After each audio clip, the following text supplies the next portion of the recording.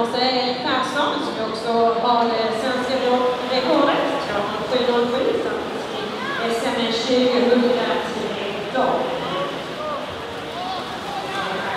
Det var en del som satte nytt rekord i morse. 12.47.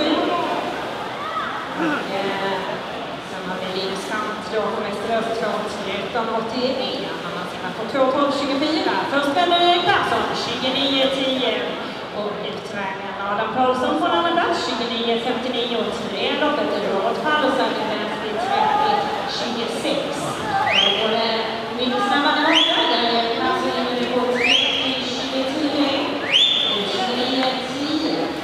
Man har också hoppat på förlängningen när vi har passerat 25 och på en var tvungna av en ganska rejäl ledning i detta lopp. Går in och vänder där på 1.00.85 efter 150 på 31.75 följs av Adam Paulsson 1.3.28 och Linskamp Västerås 1.4 Blatt. Då ska vi se hur snabbt det här kan gå för Erik. Han öppnar alltså precis